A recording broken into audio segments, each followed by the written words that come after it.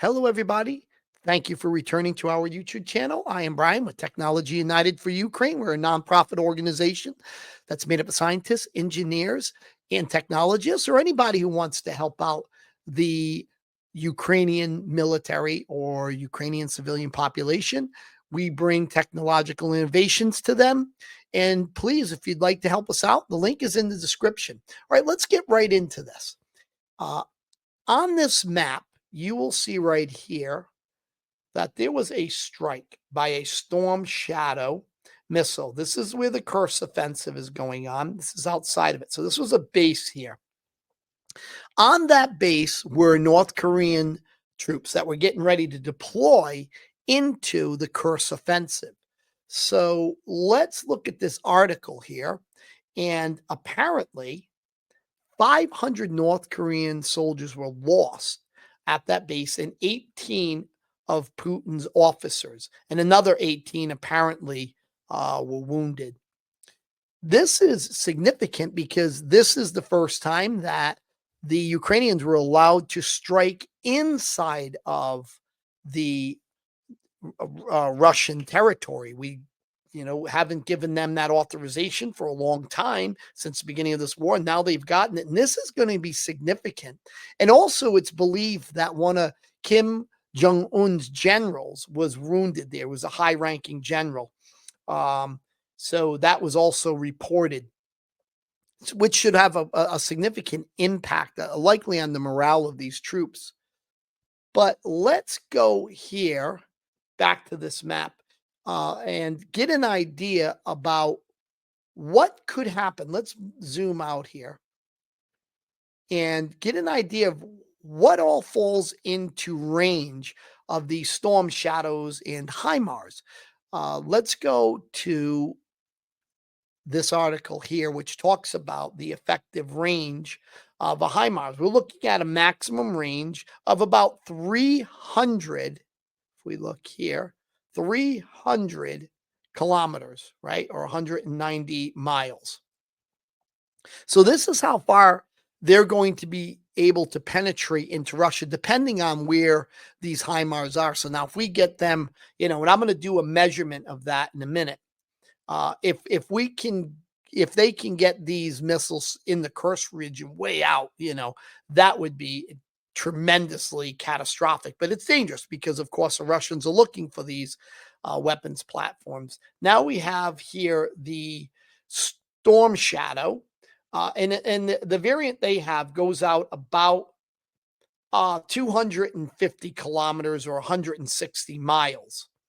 So let's just get a rough idea on what's going to happen if they start really sending these things into Russia. So right here let me go to this map right here.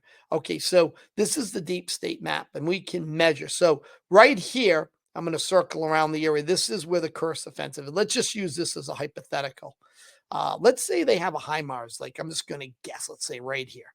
Now we're going to get this thing out, boy, I think, 188 kilometers is right here. Look at that out there. What if we go a little further than that? If we go here, we can go out maybe about, let's see, let's add this. I'm going to click this first, right?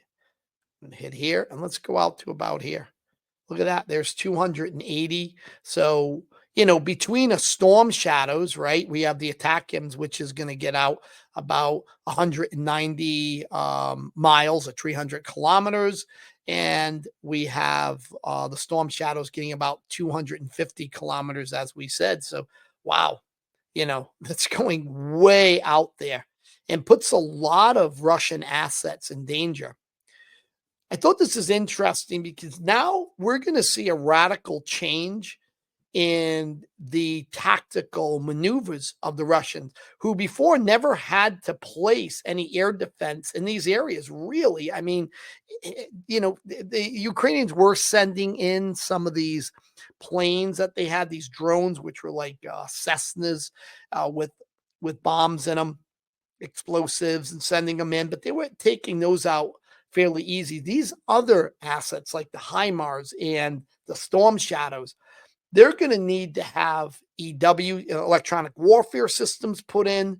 They're going to have to now start loading this. Whoops, look at that. Start loading this area up with air defense. And that is going to cost what they have in Crimea and other areas of Ukraine that the Russians have put air defense. They just don't have enough. They don't have enough for their operations in Ukraine, never mind in their own country. So this is going to pose a tremendous dilemma for the Russians.